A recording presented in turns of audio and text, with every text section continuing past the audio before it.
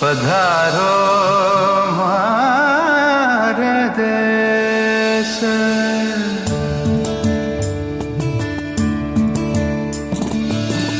যদি তোর ডাক শুনে কেউ না আসে তবে একলা চলো রে, তবে একলা চলো, একলা চলো, একলা চলো, একলা চলো রে। যদি তোর ডাক শুনে কেউ না আসে তবে একলা চলো রে। बरसने लागी बदरिया रूम झूम के, बरसने लागी बदरिया रूम झूम के, रूम झूम रूम झूम रूम झूम के, बरसने लागी बदरिया रूम झूम के, बरसने लागी। तोरे नैना की लागी कटार सजनी, चैन पावे न मनवा हमार सजनी, चैन पावे न मनवा हमार सजनी। तोर नैना नैना रे तोर नैना की लागी कटार सजनी।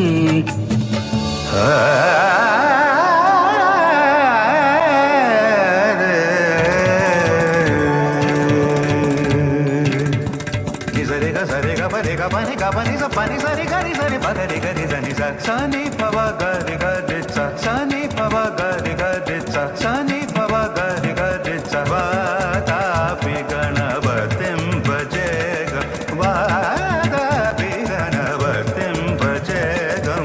Sari gari ga sari sari ga sagari sani, pani sari ga pani sari gari sani bagari. Vada pi ganavatim bhajegam.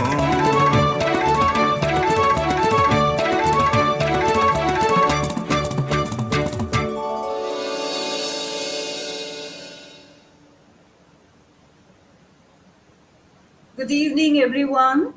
Tete session is always special because a lot of interesting and engaging conversation grew over an informal online chat.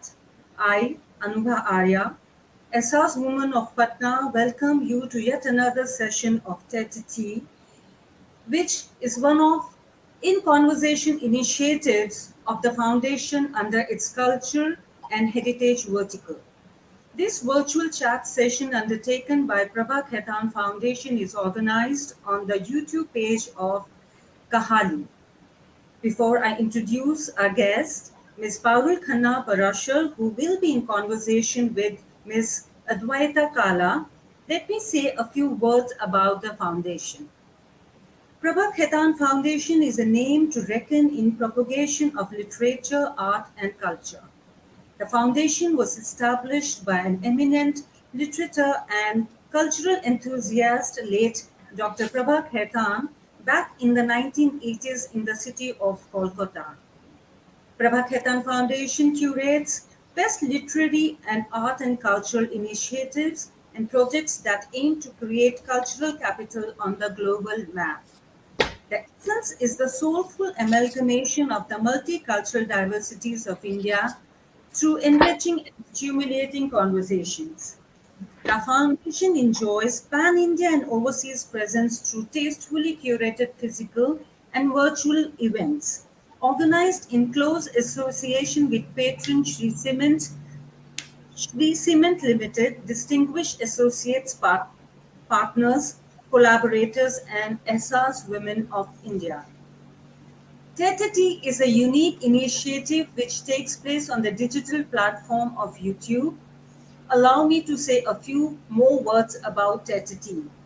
Tete, an engaging cultural initiative of Prabha Khaitan Foundation, brews up conversation over a cup of tea. It is a freewheeling chat where notable personalities share insights on popular topics and enlighten the audience with their experiences and knowledge. With Advaita Kala, Tete would not have been possible. We are highly grateful to Ms. Advaita Kala for creating a Harleap of platform and connecting our esteemed audience with eminent personalities from varied walks of life on her online platform that create scope for insightful dialogues and discussions. Today, we have with us eminent personality Ms. Parul Parasher. She is a psychologist and a passionate advocate of mental health. She is the director of Sanjeevani Society for Mental Health. In conversation with her, we of course have Advaita Kala, who is a notable Indian author, screenwriter, and a columnist. She is also known for writing the screenplays for romantic drama Anjana Anjani and thriller movie Kahani. She is also a novelist and has two novels to her credit, Almost Single and Almost There. During COVID-19 outbreak in India, she ran a community kitchen by the name of Janta Rasoi in Gurugram. Today's topic is quite relevant because men and women find it difficult to manage mental health, dealing with anxiety and fear. So over to Advaita Kala. Thank you. Thank you so much, Anubha, for that detailed introduction. And I'm delighted that we have Parul with us. Parul, apart from, of course, being a trained psychologist running Sanjeevani, which is a very well known um, NGO that deals with mental health and offers free counseling, uh, is in herself a very compassionate person. And going through the times that we are going through, I felt she would be ideal to talk about this subject with the empathy that is required and is often missing when we discuss mental health in our country. So, thank you so much, Parul, for joining us. Thank you, Advaita, and thank you, Anubha. It's an honor to be on this platform, and Advaita, your voice will help the message of mental health reach far and wide. So I'm really happy to be here today, this evening. And even if we make a difference to any one life, I think we would have achieved a lot. Absolutely. And I just want to tell our viewers who are coming on, if you have any question, please go ahead and post it on the chat. You're free to stay anonymous as well. You don't have to reveal your identity. We don't need that from you. And we'd be happy to get Parul to address them through the show. So let's just dive right in. Parul, we are a program that focuses on culture amongst many other things. And today, anxiety has become very much a part of our culture. You read about young children. I know you're a mom of a young girl yourself, of being, having these, going through these episodes, panic attacks, anxiety because of pressure, be it school or be it social media and the validation that they expect from those platforms. What is the landscape like right now for young children and young adults? Let's start with them first. See, like you've said, there's a lot of factors contributing to an increase in anxiety and other mental health issues in our society because of various factors. I think number one is this striving for materialism and um, the kind of competition that has created. We all want a bigger, better life, and that has a cost attached to it, which is all the pressure that comes with it. Earlier, maybe when we were younger, we had an extended family that we could turn to. Maybe we were living in a joint family, but in recent times, the nuclear family has again, led to us being sort of close to just a very few handful of people in our life. So whatever angst I have, if I have a small family and my parents are really busy with trying to make a career or trying to make ends meet, then who do I talk to about my issues? And later, when we learn what is anxiety, one of the factors that it's repression of feelings, of so-called negative feelings, sadness, hurt, anger.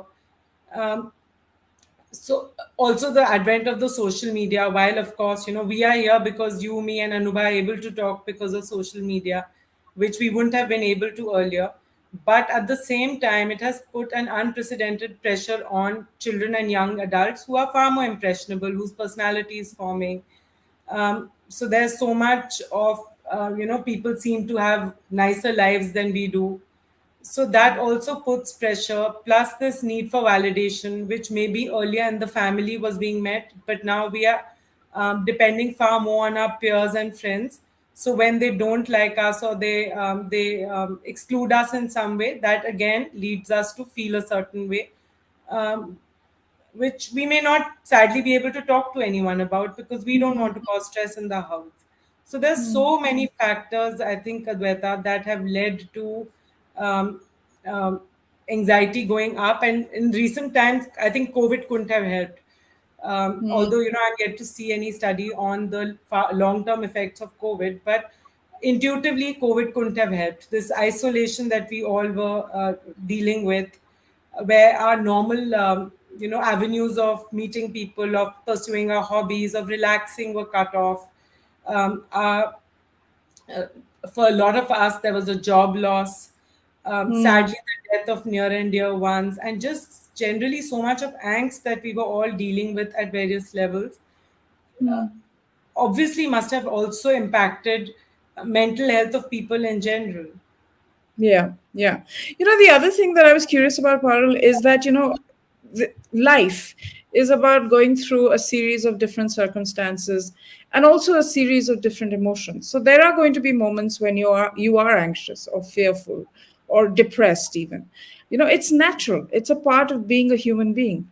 How do you make the distinction between experiencing human feelings as opposed to actually having a condition, so to speak, wherein you need to reach out for help? Because a lot of times your friends, your family, or people you confide in may say, oh, come on, go get a drink, or go out and watch a movie, or spend some time with your friends and you'll get over it. So how do you know that this is a little more than just the blues, so to speak? So I think you rightly said that some amount of anxiety and fear in life is natural, it's inevitable. It also helps us, right? If we didn't feel the pressure of that exam or that deadline, how would we stay motivated?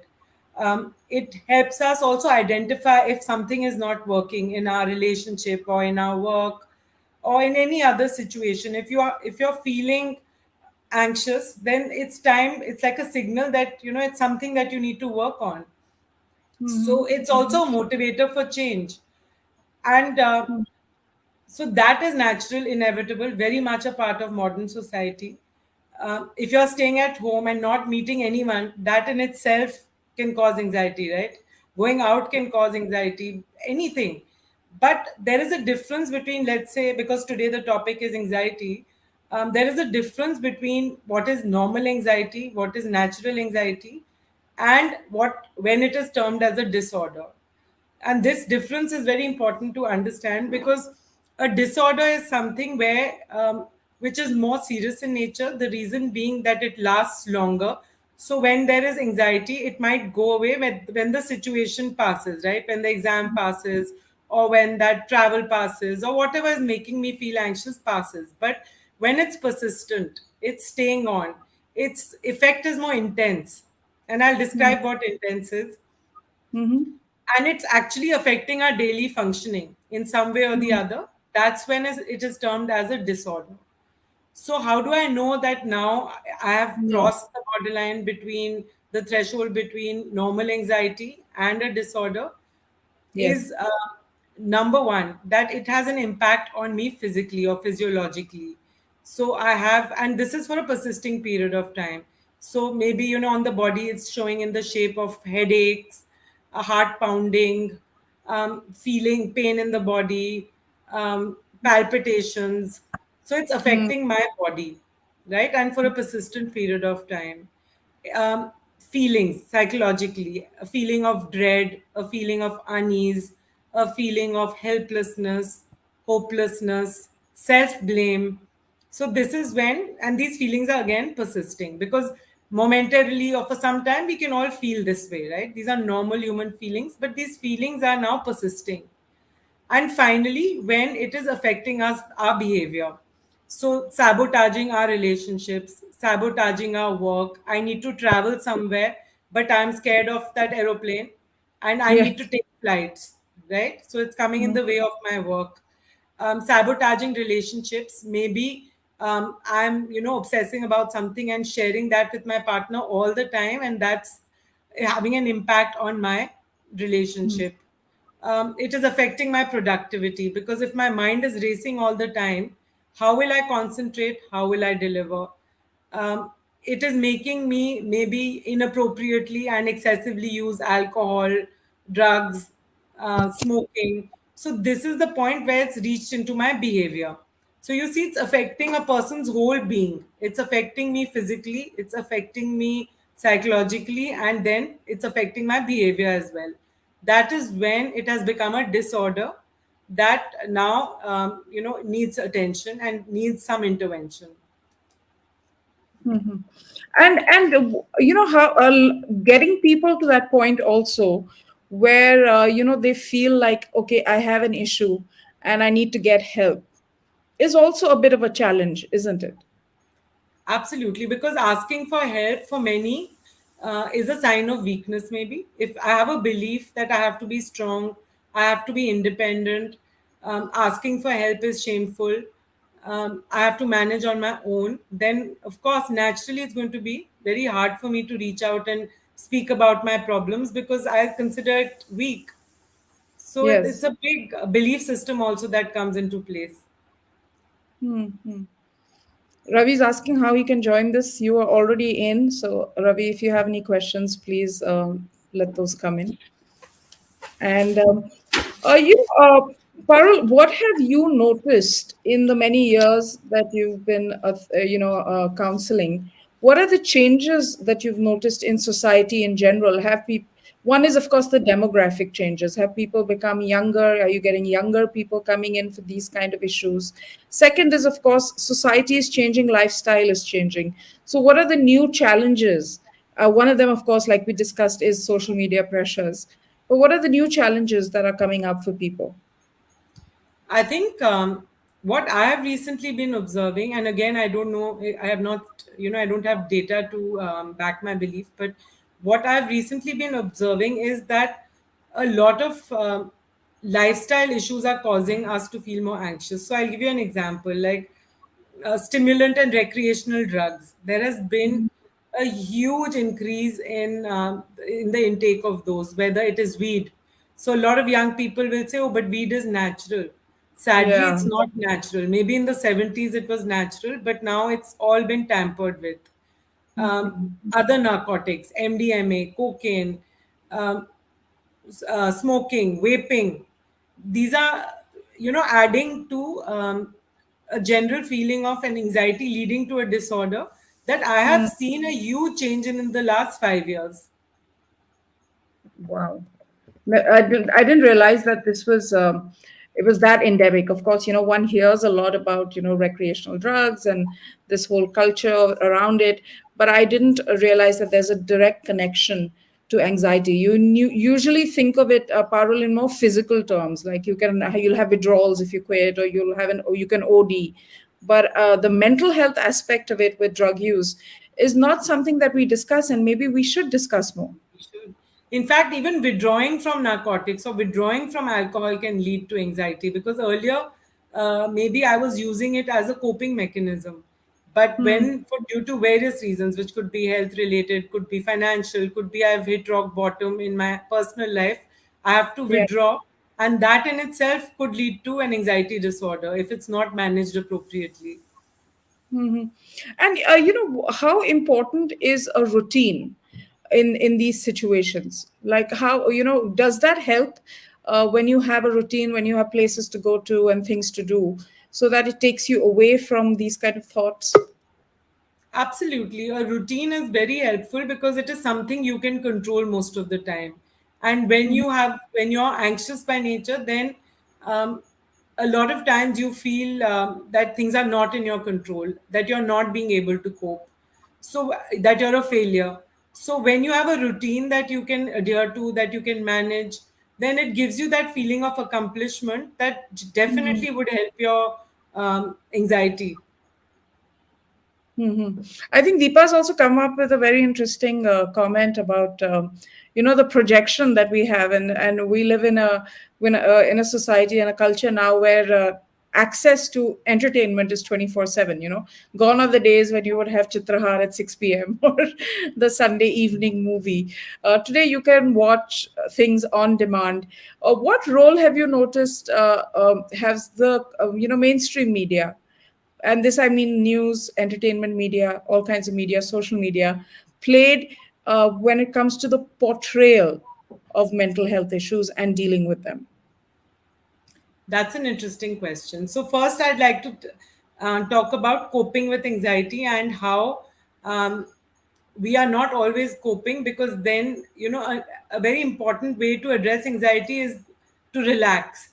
But these days, we are constantly watching something, consuming social media, consuming OTT. So, there is no time to relax and rest, and that in itself also adds to anxiety, because being So true. rested is also very important, right? But if we are scared of feeling rested, we are scared of these thoughts that we have, we don't know how to cope, then a very natural way is to distract oneself by consuming an excessive amount of media. So that Mm-hmm. in itself is also actually adding to this lifestyle that I had earlier spoken about. So recreational drugs is definitely one of them, but also an excessive and inappropriate consumption of social media and OTT platforms is also adding to us feeling more anxious than we ever did in the past, because back then it was that one chitrahar which was the highlight of your week. Yeah. Whereas you had much more routine based life. You got up at a certain time, you slept at a certain time, there was a certain amount of recreational activities. So nothing was as excessive as today we have Mm. access to, and it's very hard to control if you're not mindful. Yeah. No, I think I have this problem also. I consume a lot of content online, and all the time, like a lot. And I think you hear often with parenting skills and all of those things. Sometimes you say screen time. Limit your child's screen time. How important is it for adults to limit their screen time? Absolutely, because children don't, do what we say. They do what they see us doing. So if we are Mm. going to be on our phone all the time, if we are going to be watching something all the time, then from it's hard to kind of get them to see the the cost attached to that, because it seems so natural. It seems so a part of the family's routine. Then with which face do we tell our children not to do it?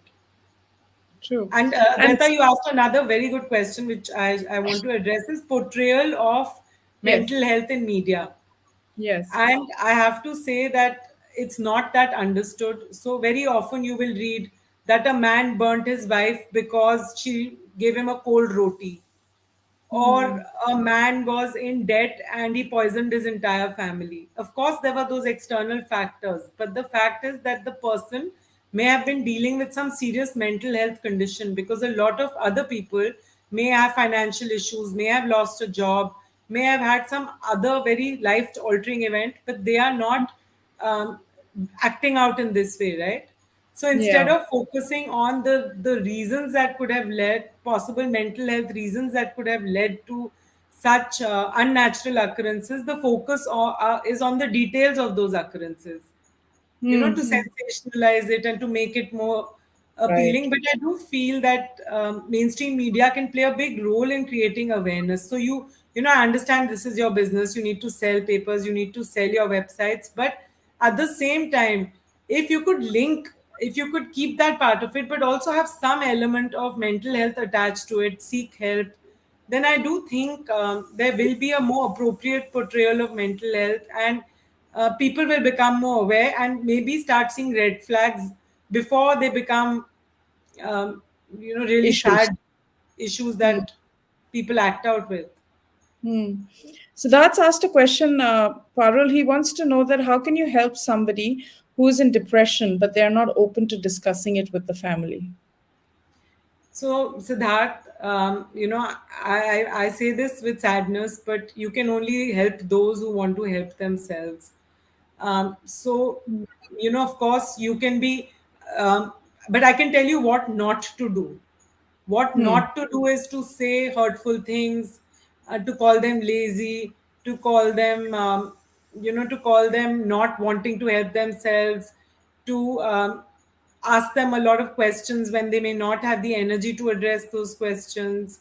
Uh, and definitely you can give them a listening space. But if a person is not interested for whatever reasons to seek help, it's hard for other people watching, but there's very little you can do till a person realizes the impact on their own life and then does something about it. Hmm. Shabir Ahmed is asking, how do you relieve anxiety? I think that's the main question. How do you relieve it? Is medication the only option? So How I do you would say deal? that medication is one of the options, but I would like to talk about simpler things before we Hmm. get into medication.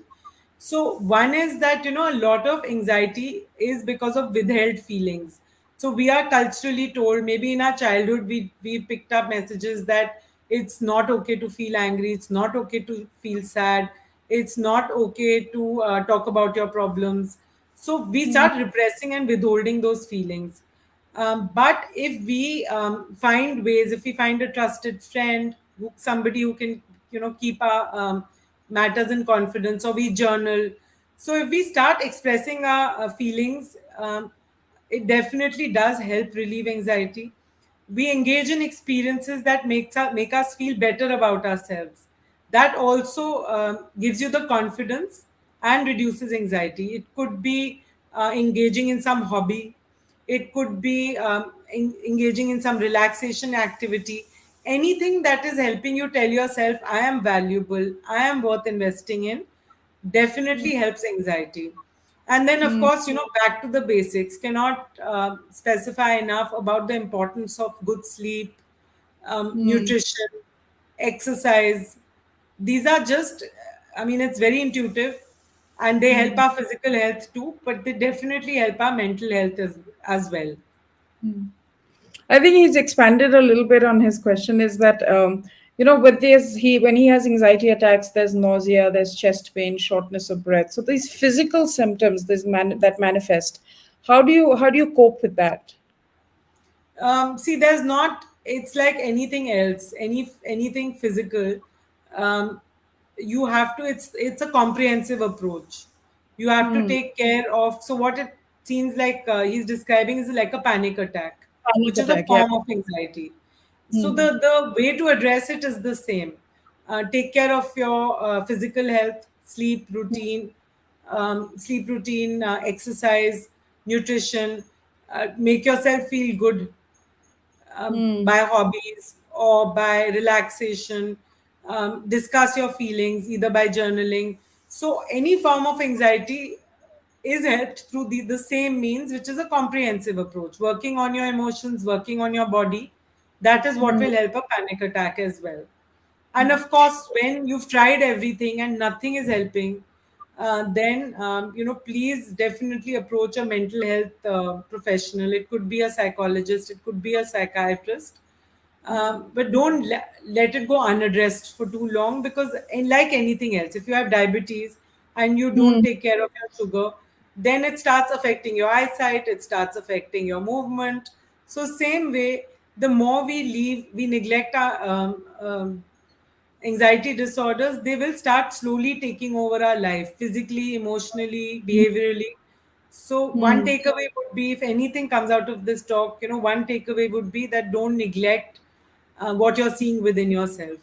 Address Hmm. it. Yeah.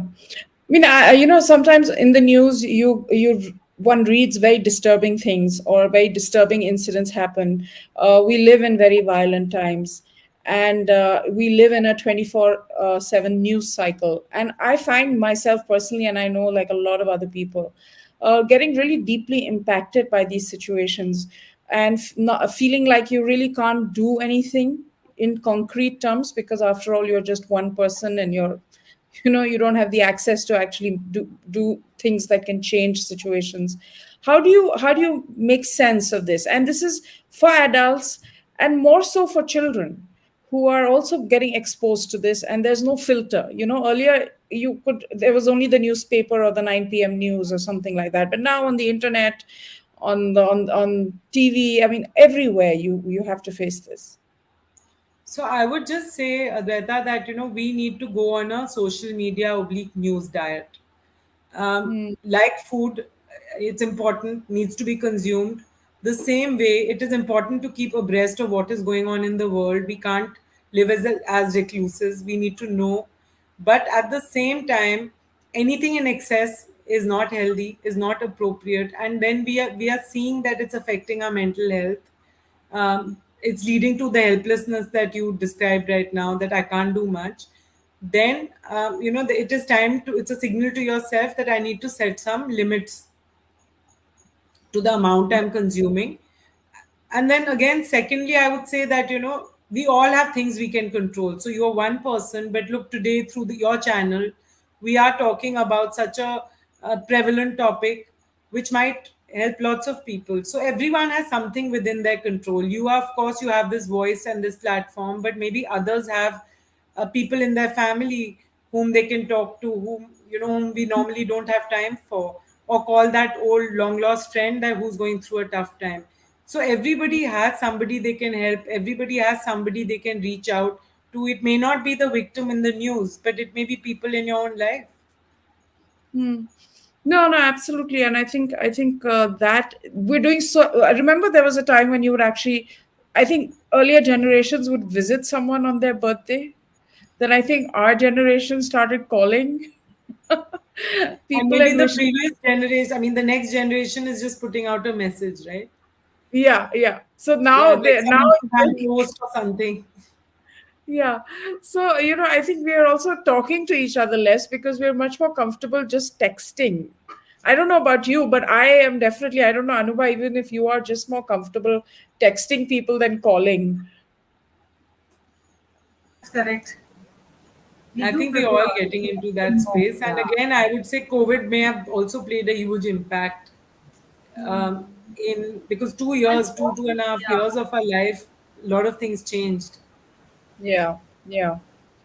And some people are not sharers, right, Parul? I mean, some people don't like to share. And is this something you've noticed as a gender thing? Like women are just more open with sharing their, and our society tells men that be strong and boys don't cry and don't go. Absolutely. Boys talking about their emotions is considered very kind of unmasculine, so to speak. So even How do in you? the NGO where I work, 70% of the people seeking help are women, because of Yeah. the very reason that you mentioned, that women find it easier to ask for help. It's not always a quotient of their strength, whereas for men, it is a sign of weakness that they find in themselves if they feel they can't cope. So definitely you are right, and therefore it puts so much pressure on a person if you can't even talk about your problems. Yeah, yeah. And what do you think of these sort of?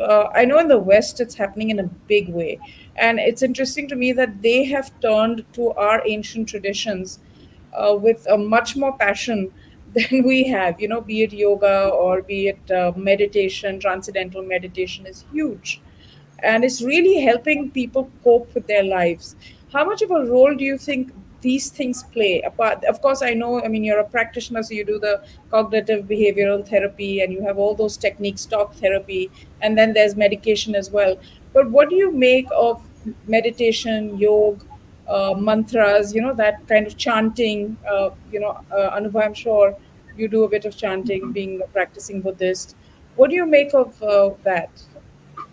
So these are extremely helpful, breathing exercises. So anything that goes into helping your body relax, whether it's pranayam, whether it's deep breathing, whether it's abdominal breathing, whether it's meditation, anything that is helping your body relax and you're doing it as a part of your routine will definitely help you address your anxiety.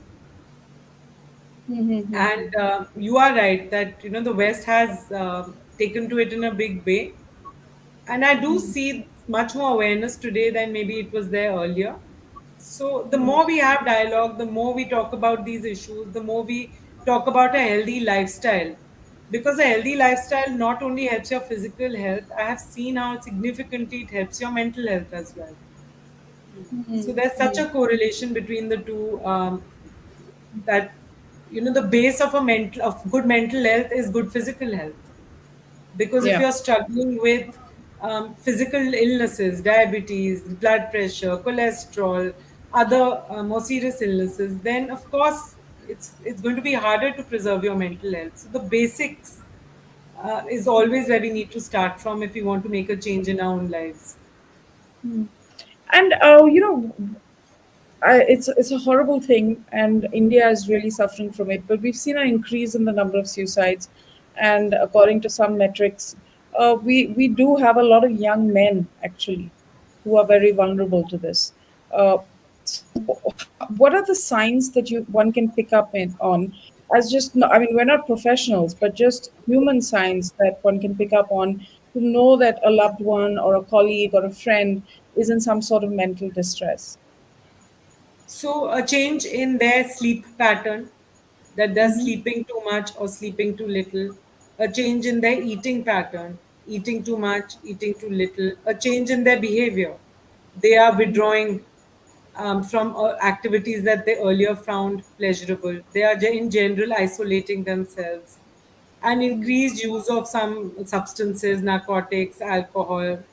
Um, Also, one finds if one finds that a loved one is giving away possessions, or talking about making a will, or just talking about life being worthless, of or expressing hopelessness, expressing helplessness to make a change. So these are some of the signs that the kind of red flags that we must work on if we see it in a loved one. But what if they're resistant to help? Like I know someone who's very resistant to help, but is also very open that they are on the edge. So then it becomes very difficult It for does become someone difficult. who wants to help them, apart from just checking on them.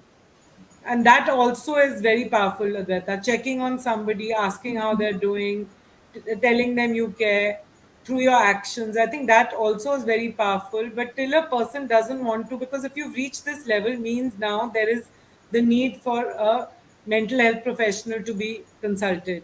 So if you're not willing to do that, then as per the Mental Health Act, no one can compel you to. You have to be seeking that help yourself.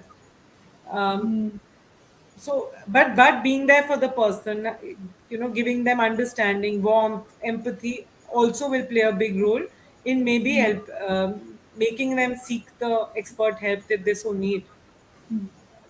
Part of the other thing I want to ask you is how do you identify that you're in a toxic work culture or in a toxic relationship? It could be a love relationship, it could be a family relationship or a friendship, but it's toxic and it's impacting your mental health and your self esteem.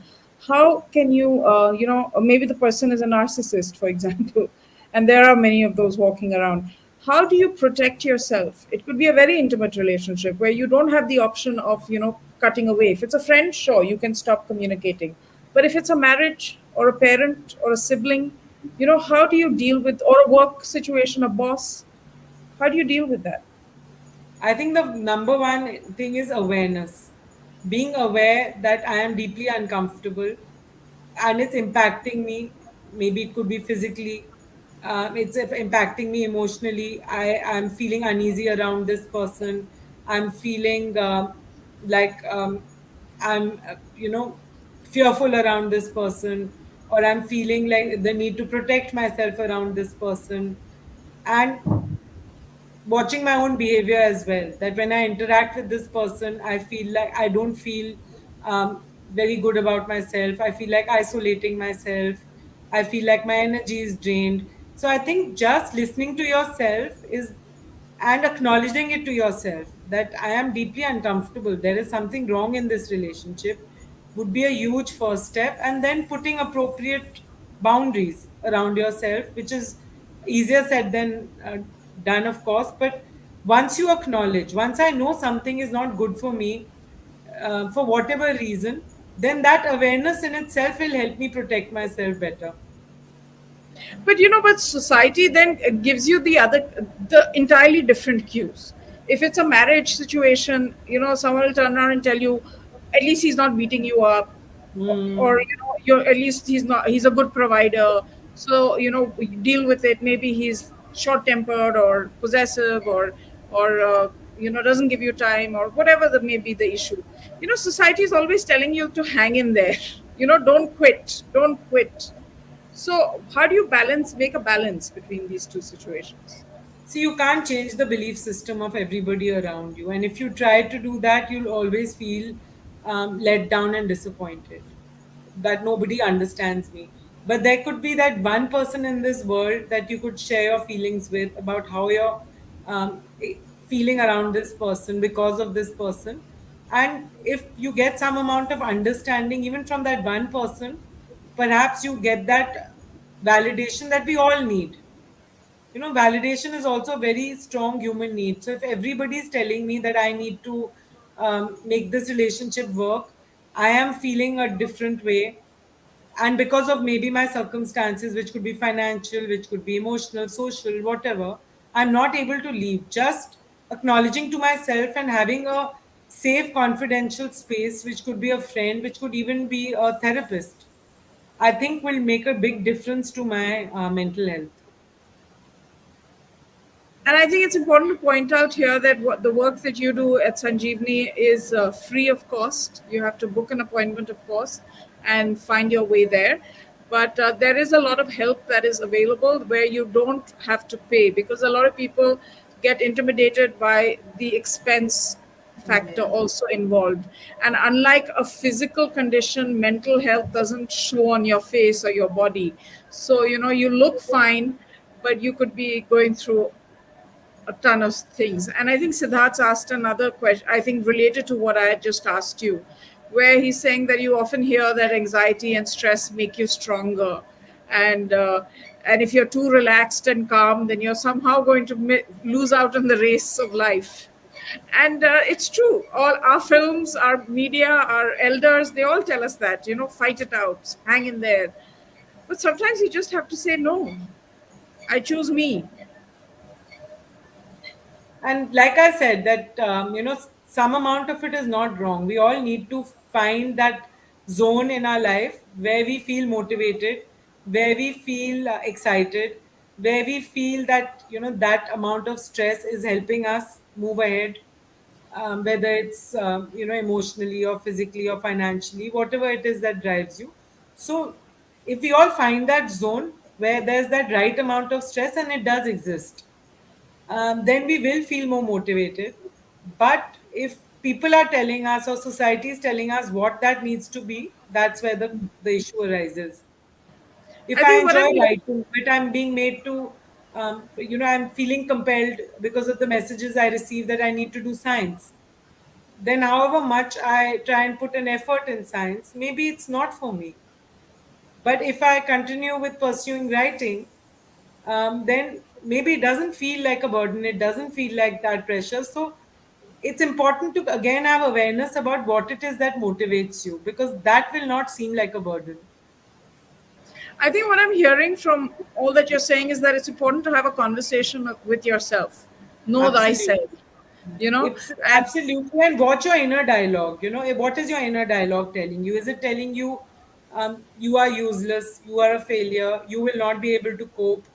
Um, so, if that is the kind of inner dialogue that you are constantly dealing with, then you have to also ask yourself that if you had a friend like this, would that person truly be your friend?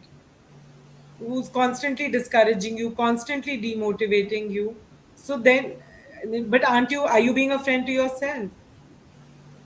So that is what I think in any situation, it's important to ask yourself that what am I telling myself in this situation? I know I heard one beautiful quote which said, "Don't take more than what you can carry," and or want to carry really, because and this just doesn't have to do with taking on stress, but even like when you say, "Is financial success your goal?" Now, do you need to be a billionaire? Do you really need all that money? Right? Or do you need that money to have a good, comfortable life, have good medical help when you need it, be able to educate your children? So I think, one has to set parameters on their goals as well. Otherwise, you're just going to drive yourself into this cycle of competing with other people, of comparing yourself, of setting unrealistic goals, then being disappointed in yourself And because you haven't. constantly rejecting yourself, right? Constantly rejecting yourself, and we all do that. I know I have done that a lot. I think, yeah, we all Another, do that yeah, because and that's also okay, till you don't want to make changes in your life. It need not be at the cost of rejecting yourself, but it's also important to reflect on yourself. None of us is perfect, and growth means making changes in our life, pushing ourselves to some extent. And if that is missing, then that is another disorder. If you have no space in your life for reflection, you think you are perfect, others are beneath you, that in itself is an issue, right? So some amount of self depreciation, questioning oneself is important, but it is the extent to which you do that. And also, I think my last question for you is this also, finding your tribe, finding your fellow travelers. I think because of this influx of social media, because we travel a lot more, we have busy working lives, we have more social events. How do you identify who your tribe is? What are the signs that you should look for? Because I think if you're surrounded by the right people, a lot of these issues like anxiety, depression, they may not resolve 100% because there's enough evidence to suggest that these can be physiological and genetic, etc., but they can certainly be managed very effectively. So how do you find your tribe? Again, Advaita, I mean, I just keep repeating it, but I'll repeat it again, that listen to yourself. Who are the people who where you feel warm with, where you feel comforted by, where you feel supported, who celebrate your success, who understand you. So I think, if and you will tell yourself who those people are. Nobody else needs to tell you. You will pick up those signs from yourself, and if you listen to those signs, you start really being a friend to yourself before you can be a friend to others. I think um, you will find your tribe. On that optimistic note, I'm going to hand over to Anubha in case she has any questions of her own. And go ahead, Anubha. Uh, Parul, first of all, thank you, both of you, for this very insightful, very helpful, and informative session. And you know what? I want to, viewers who want to reach out to you, to your NGO. So, do you have a phone number or a website? So, if so, that we can share it with our viewers, and we I would, can share it with Advaita. yeah, The place where I work, we have a huge wait list because obviously the supply is more than the demand. I mean, the demand is more than the supply. Sorry. I know. But definitely you can call and register your name. We have a wait list. It will take some time before you get your turn. There are also lots of other helplines and other Exactly. NGOs. The government has also started one, which I believe is 24/7. So for Mm-hmm. those of us who need help, it is available. Share those links as well with I will. Advaita. I will. I will Yeah, share with that would Advaita. be really helpful. Will do. And, and of course, your tips, like what you talked about, having a routine, which is so important to fight anxiety and fear. So, having a good routine and to have a good diet also plays such an important role. So, all that was very insightful, and I thank you, both of you, again. And do we have any more questions from viewers? If you want, you can ask. Parul, we do have time. So we have one from Deepa Mishra, I guess. Do you think a person with mental health issues can influence others to follow them into taking extreme steps? For example, the Burari case. It sounds like that at the surface of it, that one person influenced the whole family to take certain actions. Yeah. But since I don't know the details, it's hard for me to say what really led to this tragic incident. Parul, that leads me to one more question is that, as a caregiver of someone who's going through mental health issues, it could be a child, it could be a spouse, it could be a parent, sibling. How do you take care of your own mental health? And even for you, as a counselor who's listening to this day in and day out, how do Yeah. you kind of pull the plug and say, this is my mental health needs are this And one, without giving up on people? I think self care is the key. Same thing that goes for anybody else. Um, if my pot is empty, how do I give anyone else water? Or if my car has no petrol, how do I drive that car? So till I'm not able to take care of myself, how will I be able to take care of another person? So I think the key to being a caregiver of any sort, whether it's to your children, whether it's to an elderly parent, whether it's to somebody living with any mental or physical health condition, is that first you make yourself physically and emotionally resilient. Because without that strength, how will you take care of somebody else? Hmm.